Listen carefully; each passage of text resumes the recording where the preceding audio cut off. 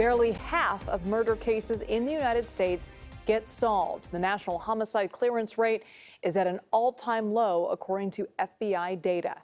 In the mid-1960s, more than 90% of murders were solved, generally resulting in an arrest. But by 1990, the percentage fell into the 60s. Then, by 2020, as the number of homicides surged, the national clearance rate dropped to about 50% for the first time ever. Our analysis with CBS News also discovered a difference by race.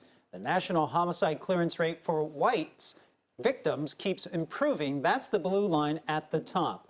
While the rate of solving murders for Black and Hispanic victims is much lower, those are the two lines at the bottom.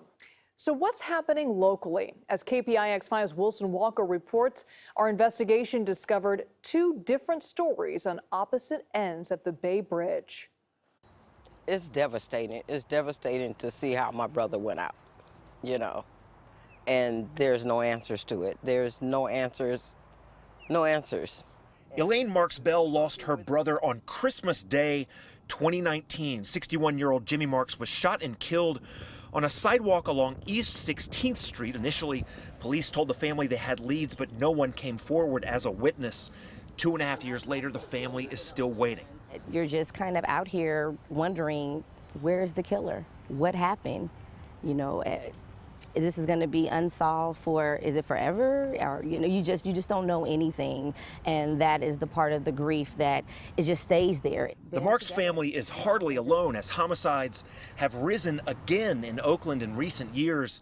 The clearance rate has fallen. In 2020, it dropped to about 47% and below the national average of 51.6%. The numbers across the Bay, however, very different. The police department just announced the arrest of 4 suspects in homicide cases. With roughly twice the population of Oakland, San Francisco sees about half as many homicides, and the clearance rate has risen to 75%, well above the national average. And for that, San Francisco police credit two things. We have to have the staffing to do that. We also have to have community support. And what I'm acknowledging is that it won't be solved just by law enforcement, that this solution will have to be a collaborative approach. We need to care. Back in Oakland, police have long said they need more community help to both prevent and solve homicides. People don't talk. They're afraid to talk. It's hurtful, but it's not shocking that that's the way it happened, considering the relationship between the police and the community over there.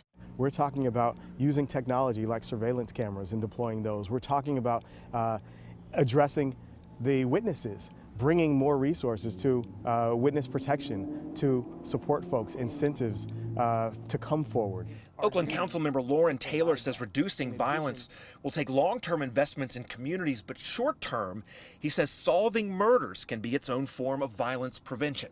Studies also show that when we have a higher solve rate of these crimes, we have less retaliatory gunfire, and it limits the increase in actual homicides and gun violence cases. So it all ties together. We are left with this gaping wound, this emptiness of what happened to our relative. Are we ever going to get justice? The Marks say the passage of time has been discouraging, but they're trying to stay hopeful that police or someone in the community will eventually move their case forward. It was just today it's just hard to even talk about because it's just no justice for people that's trying to do the right thing out here. Both the Oakland and San Francisco police departments declined to speak on camera with us for this story. Now, we've placed more information on clearance rates here in the Bay Area and around the country on our website, KPIX.com. In Oakland, Wilson Walker, KPIX 5.